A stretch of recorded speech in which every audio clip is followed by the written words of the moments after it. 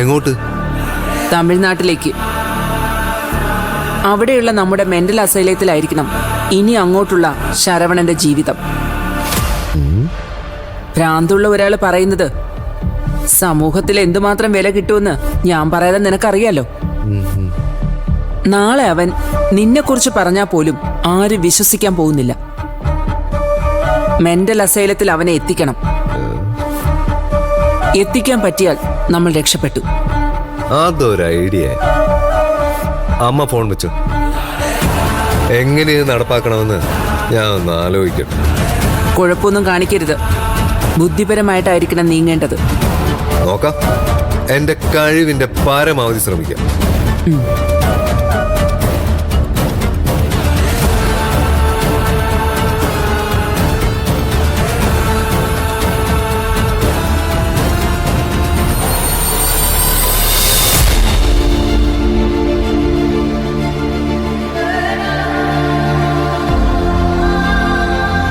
എന്താ നീ ആലോചിക്കുന്നത്?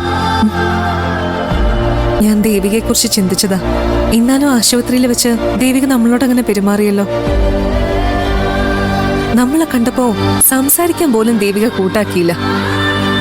അത്രയ്ക്ക് വെറുക്കപ്പെടേണ്ടവരാണോ നമ്മള്? അല്ലേ? സുധിയുടെ മരണത്തിന് കാരണക്കാരായ നമ്മള് വെറുക്കപ്പെടേണ്ടവരല്ലേ? ദേവികയുടെ സ്ഥാനത്ത് വേറെ ആരെങ്കിലും ആയിരുന്നെങ്കിൽ മുഖത്ത് ആട്ടിയേനെ, അപമാനിച്ചിറക്കി വിട്ടേനെ. ദേവിക എന്തായാലും അങ്ങനെ ചെയ്തില്ലല്ലോ. ദേവിക്ക് നല്ലൊരു മനസ്സുണ്ട് അക്ഷരെ.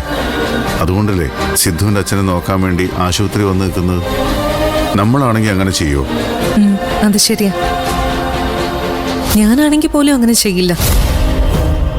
ഇത്രയും നല്ല മനസ്സുള്ള ദേവികയ്ക്ക് ഇങ്ങനൊരു ഗതി വന്നല്ലോ എന്ന് ഓർക്കുമ്പോഴാ സങ്കടം.